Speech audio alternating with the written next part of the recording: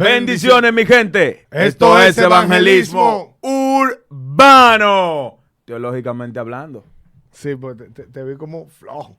No, Estamos en el segmento teológicamente hablando. Lo que pasa que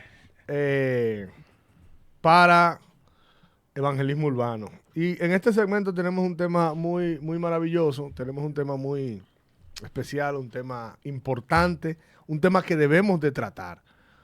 Hay muchos temas que se tratan, pero hay temas que son puntuales y que son necesarios, como este tema, que es necesariamente entender si hoy en día está vigente la ley de la cual habla el Antiguo Testamento. Y para nosotros hablar de la ley, nosotros hemos invitado a una persona que goza de nuestro respeto. Un compañero de clase de hace varios años atrás, al cual yo le debo mucho respeto y mucho conocimiento que adquirí a través de él, de la palabra del Señor, y sobre algunos temas acerca de la gracia. Debatíamos mucho en la universidad sobre el tema de la gracia, pues yo como latino, como un hombre latino dominicano, que cree que todo nosotros lo adquirimos por nuestro esfuerzo y sacrificio, y entendemos que en este mundo todo se gana.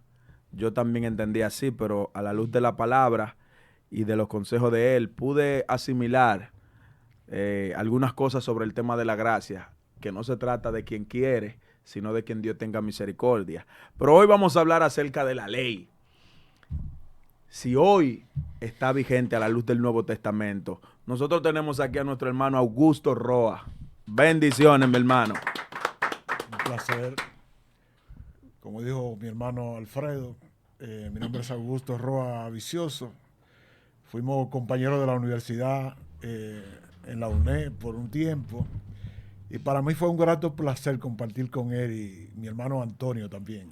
Estaba muy igualito allá, él envejeció un poco. Yo casi no, pero sí, como compañero. Sí. Ese fue un tiempo, el tiempo de la UNED fue un tiempo especial.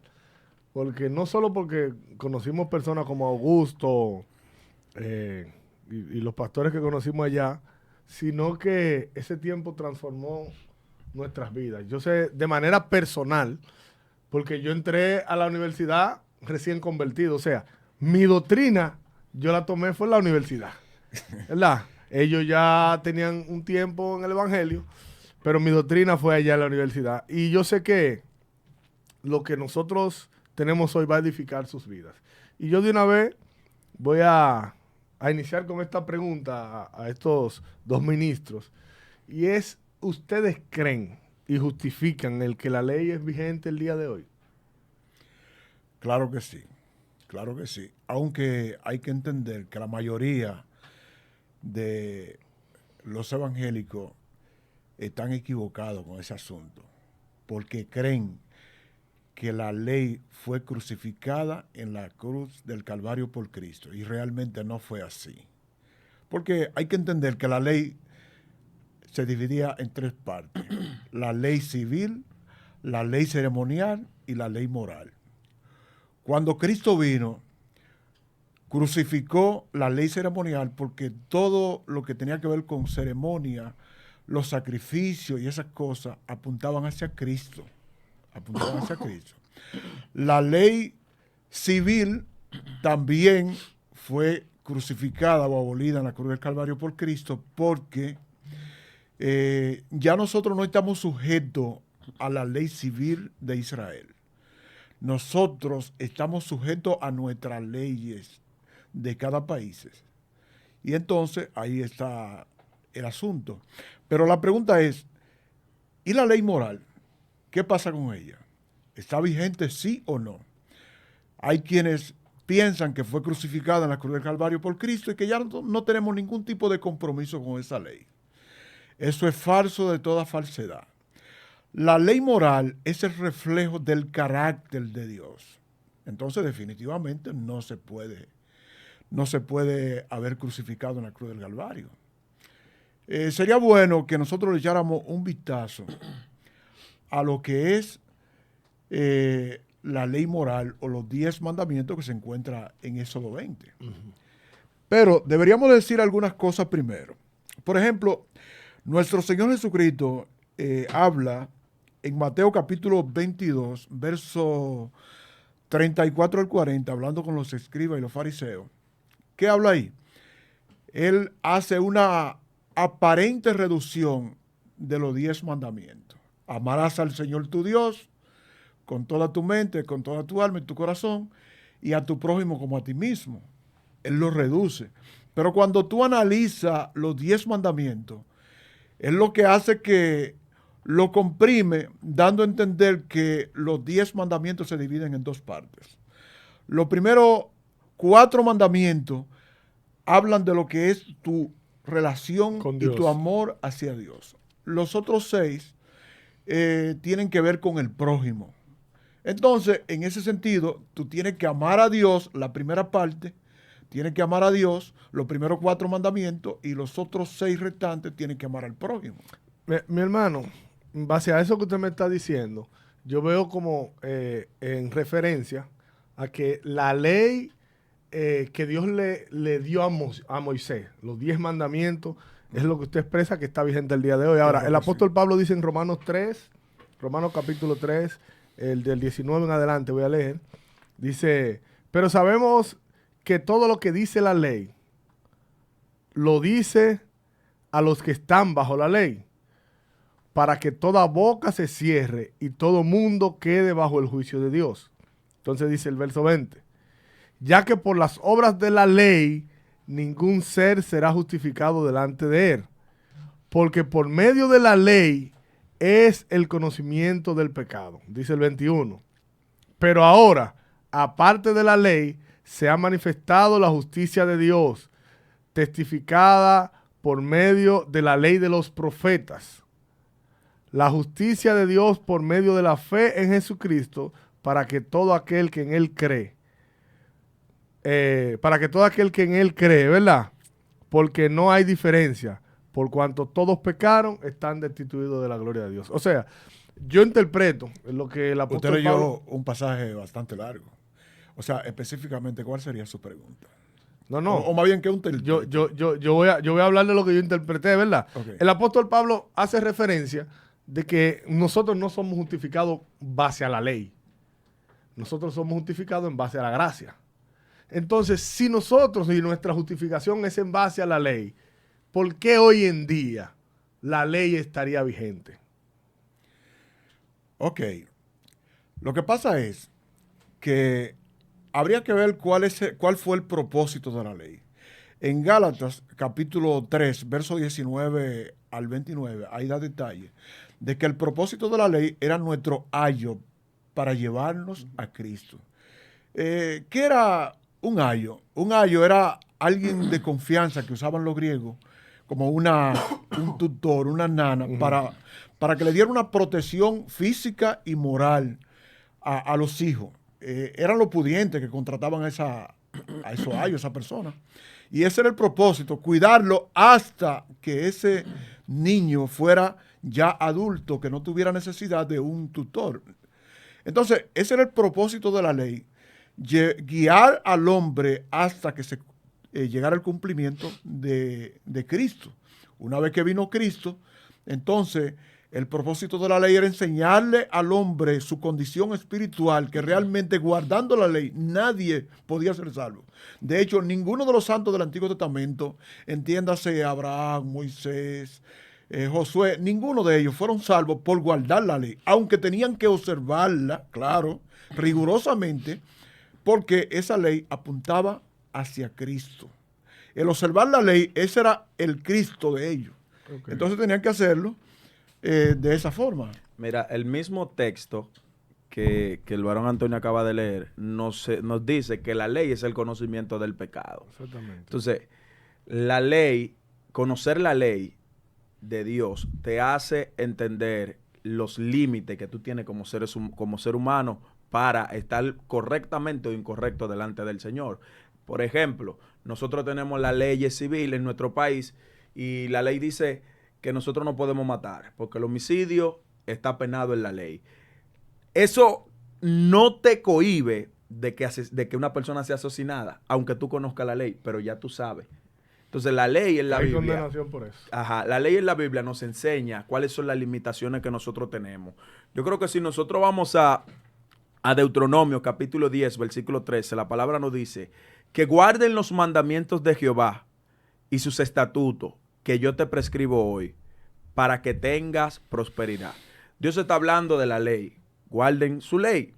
Pero en Romanos capítulo 7, 12, este versículo nosotros podemos leer lo que dice, de manera que la ley a la verdad es santa y el mandamiento santo, justo y bueno. O sea, ¿qué es la ley? ¿Es mala o es buena? La ley es buena porque nos enseña las limitaciones que tenemos.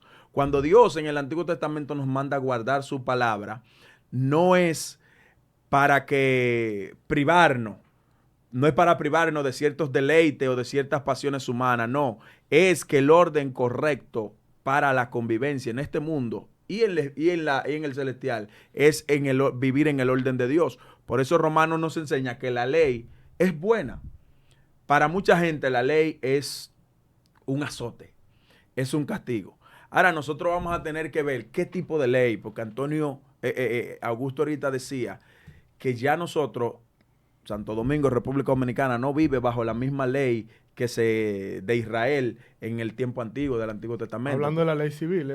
Claro, sí, la ley civil. Ya nosotros tenemos nuestra propia ley por la cual nos regimos, porque nosotros no podemos traspolar una ley en la cual la Biblia dice que si alguna mujer era encontrada en adulterio, esa mujer tendría que ser apedreada. Eso era parte de la ley que ellos tenían para la época. Pero esa ley nosotros no podemos traspolarla ahora al siglo XXI, ¿me entiendes? Porque es imposible. No. Pero ¿cuál es ley nosotros tenemos que mantener? El cuidado de guardar la palabra de Dios. Primera de Juan 5:13 dice, pues este es el amor a Dios, que guardemos su mandamiento. Y sus mandamientos no son gravosos. Sí. No, ¿cuánto amamos a Dios? Lo vamos a medir a la medida que guardamos su ley, su palabra. Mi hermano Augusto iba a decir. No, que nosotros tenemos que tener en cuenta también, que, principalmente como cristianos que somos, nosotros debemos de someternos a las leyes de nuestros países a los cuales pertenecemos. Claro que sí. Tenemos que someternos, porque la Biblia lo dice. Romanos capítulo 13, hablando del apóstol Pablo, a la iglesia romana estaba siendo maltratada, asesinada por el emperador. Entonces ellos se preguntaban, y nosotros tenemos que mantener, tenemos que respetar en tales circunstancias. Bueno, el Espíritu Santo ilumina a Pablo y le dice, claro, tienen que someterse, porque no hay, todo lo que hay en cuanto a la ley, las autoridades, todo eso ha sido puesto por Dios. Exactamente. Fíjense, nosotros tuvimos una conversación cuando nos reunimos. Nosotros nos reunimos y estuvimos hablando de un tema que ha sido, dentro de lo que es la ley, ha sido un tema de controversia sectario dentro del cristianismo, ¿verdad? Claro. Hay sectas que son muy enfáticas en el día, específicamente, y otras no tanto, en mencionarlo. Entonces, nosotros estamos hablando de que la ley es, hoy en día, nosotros como creyentes, los servidores de Dios, los servidores de Cristo, tienen que guardar la ley moral. Dentro de esas leyes que Dios estableció y que Jesucristo nos las presentó de una manera más resumida para entenderla mejor, la ley del día, mi hermano Augusto. Y usted iba a decir algo ahorita. Primero diga lo que usted iba a decir, después, si usted puede, mencionarme esa parte.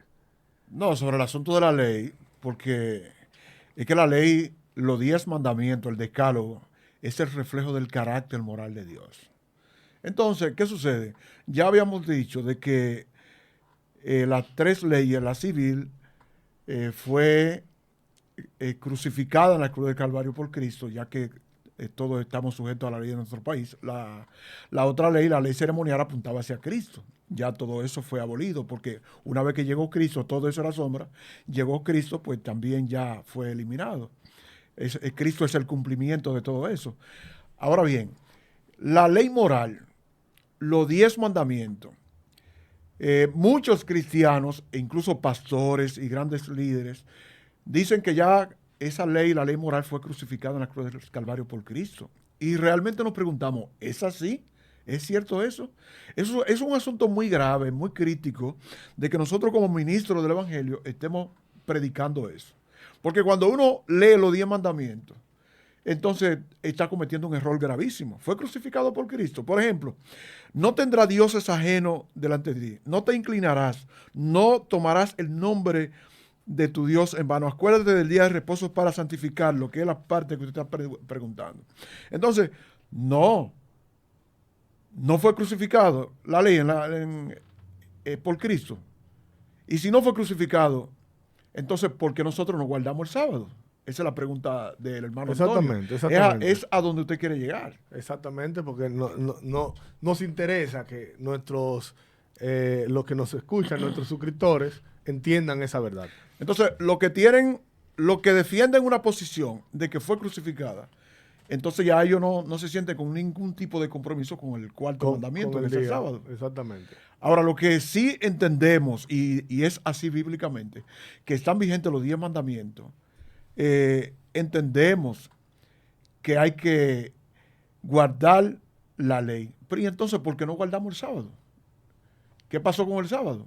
Bueno, lo cierto es, el sábado apuntaba hacia la creación. Una creación caída en pecado, bajo maldición.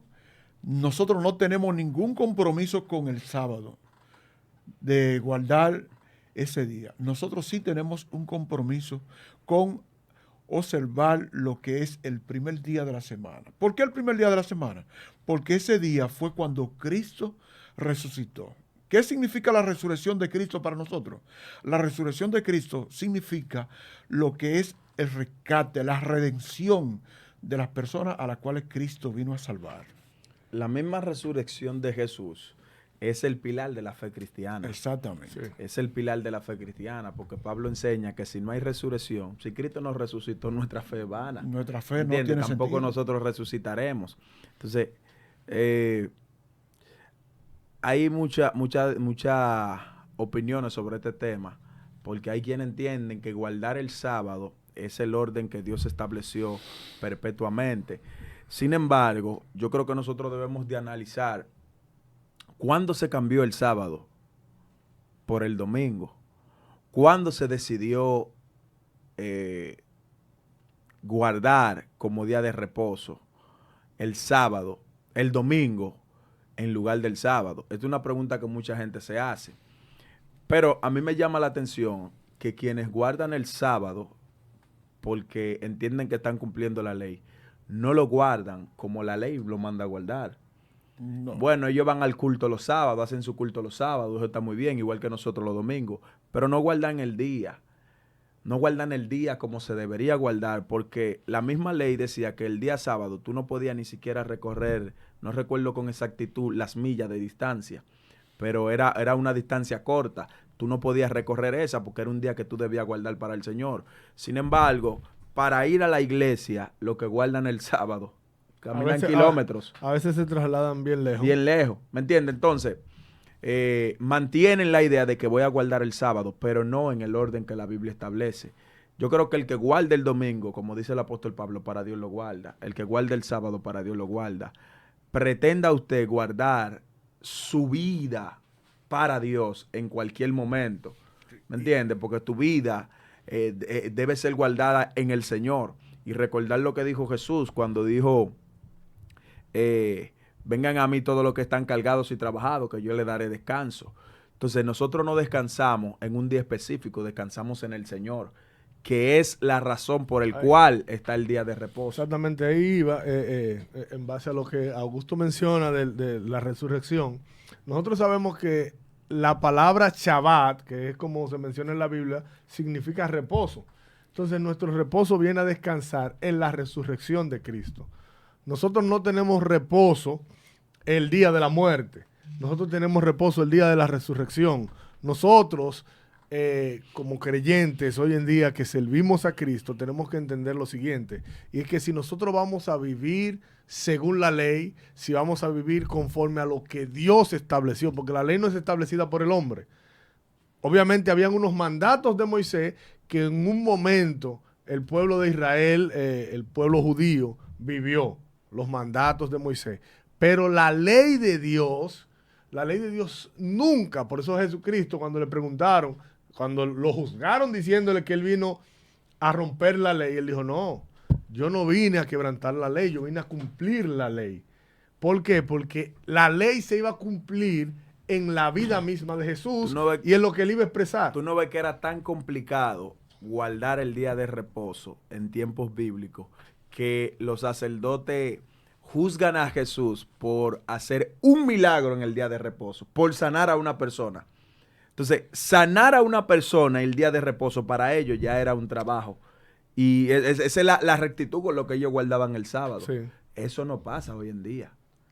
Hoy en día se le enferma una gente y corren corriendo, se embalan para el médico huyendo. Es día de reposo, no vaya al médico. Es día de reposo, no haga ciertas prácticas que tú haces diariamente. O sea, se mantiene la idea de guardar, pero cuando nosotros observamos el orden bíblico, guardar el día de reposo no se limitaba únicamente a ir a un culto, un día específico. Era que todo ese día, tú estabas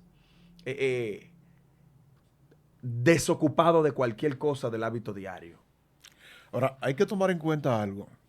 ¿Cuál era el propósito del día de reposo, el cuarto mandamiento en el Antiguo Testamento? El propósito era, por ejemplo, dice el texto, acuérdate del día de reposo para santificarlo. ¿Qué significa eso? Ponerlo aparte. ¿Y por qué Dios le decía eso al pueblo? Dice él, porque en 6 días hizo Jehová los cielos y la tierra. En 6 días Dios hizo todo lo que hizo. ¿Qué significa? Que Dios hizo al hombre no solamente para que fuera una máquina de trabajo. En ese 7º día el hombre tenía que acordarse, poner ese día aparte para acordarse de que él tenía un creador con el cual tenía que reunirse, tenía que tener un encuentro con Dios ese día. Entonces, ese era el propósito. Ahora bien, cuando nosotros caemos a lo que es el cambio, como decía Alfredo, eso es un asunto muy largo. Necesitamos tener otro espacio para eso. ¿Cómo fue que sucedió el cambio? Porque eso no es tan sencillo de explicar. Entonces, el asunto del primer día de la semana, el día de la resurrección de Cristo, nosotros los cristianos debemos de reunirnos para hacer más bien como una celebración de lo que significó la resurrección para el pueblo cristiano.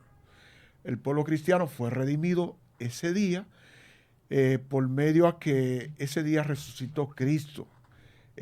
La resurrección es el sello de la redención del pueblo cristiano.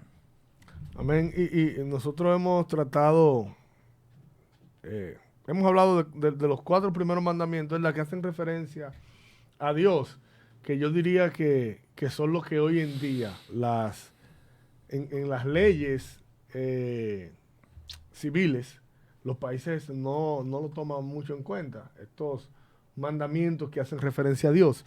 Pero los mandamientos que hacen referencia al hombre, vemos que las leyes civiles, no importa la nación, son muy tomados en cuenta. Por ejemplo, está el no matarás, no cometerás adulterio, no hurtarás, no darás falso testimonio en contra de tu hermano, no codiciarás. Y todo eso está penado en la ley civil. En cierto aspecto, algunos aunque no estén directamente penados por la ley civil, pero las personas te condenan.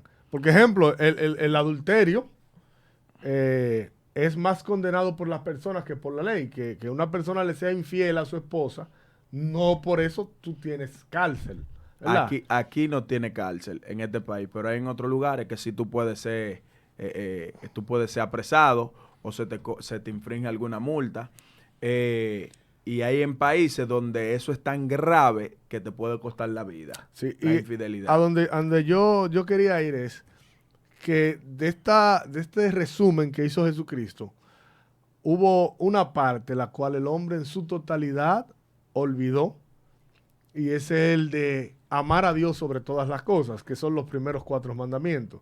Los otros 6 mandamientos, las personas como que lo asimilan un poco más. Augusto decía al principio que hay muchos ministros que han dicho que la ley no está vigente, pero la única manera, como el apóstol Pablo lo dijo, de tú conocer que algo está incorrecto es mediante a la ley.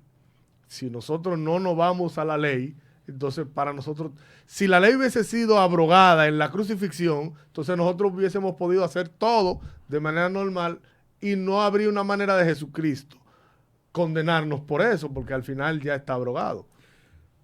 Sí, mi hermano. Sucede que uno debe responderle a aquellos que dicen que fueron abolidos los 10 mandamientos.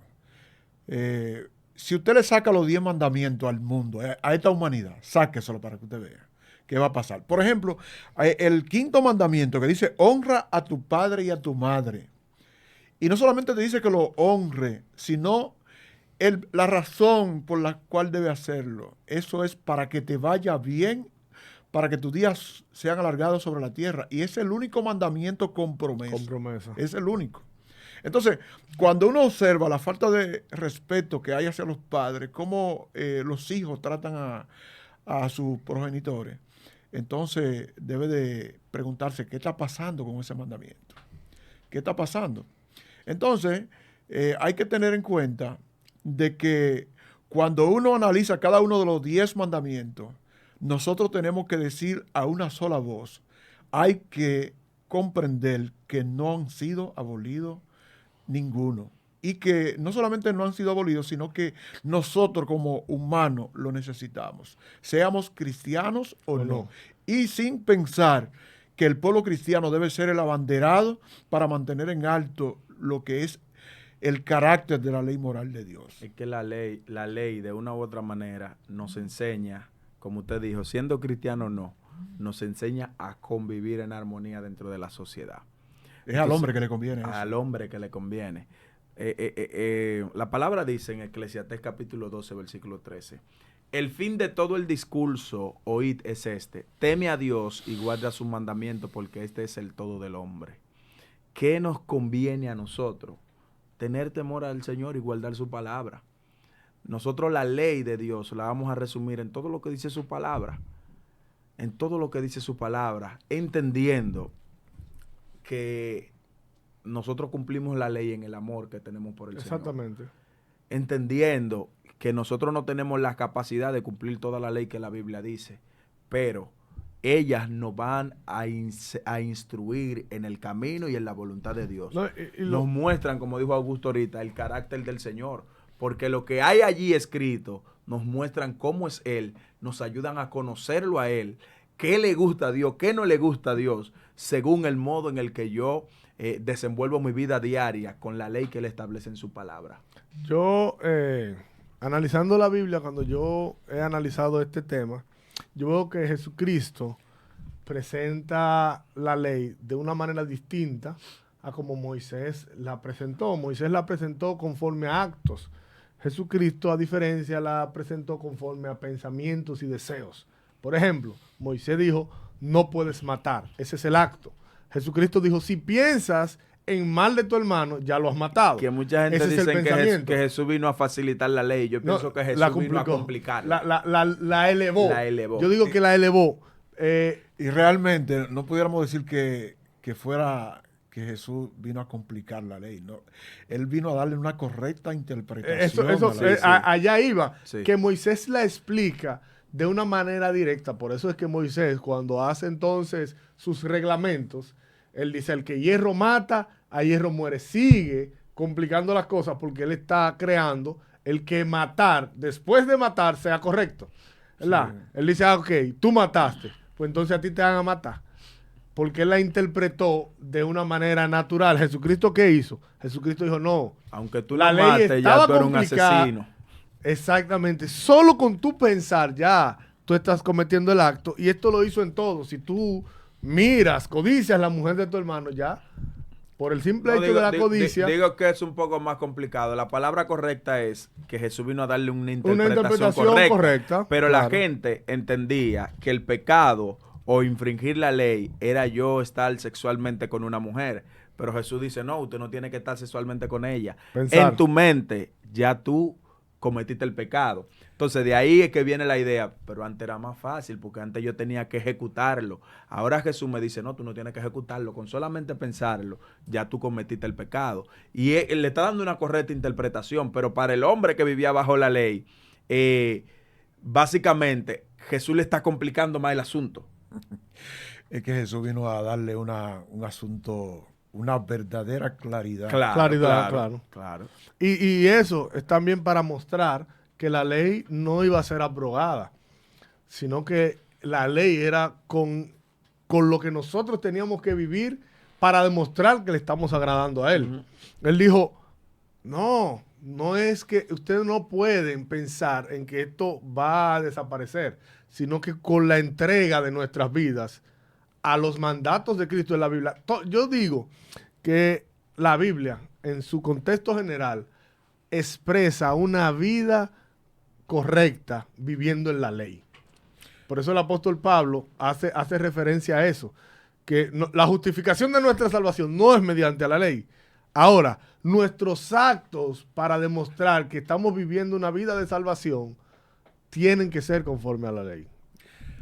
Hay que tomar en cuenta algo. Cuando Jesús dijo, no penséis que he venido a abrogar la ley y los profetas, Mateo capítulo 5, verso 17 en adelante, hay dos cosas que hay que tomar en cuenta. Número uno, Jesús vino a cumplirlo, porque el único que podía cumplirlo, ese asunto, era Él. Entonces, al cumplirlo, ya la justicia de Cristo podía pasar a nuestras cuentas para salvarnos. En cuanto a eso, él era el único que podía cumplirlo. Número dos, Jesucristo no estaba diciendo que nosotros por el cumplimiento de la ley nosotros pudiéramos salvarnos, nunca en la vida. Porque Efesios 2:8 dice que la salvación es por gracia. Entonces, nosotros, cuando Jesús dijo que Él había venido a cumplirla, era porque ese era el trabajo que Él había venido a hacer. Cumplir la ley. Mira, yo creo que para ir finalizando ya, yo quiero citar un texto de Santiago capítulo 2, versículos 10 y 11. Porque cualquiera que guarde toda la ley, pero ofendiera en un punto, se hace culpable de todo. Porque el que dijo, no cometerás adulterio, también ha dicho, no matarás.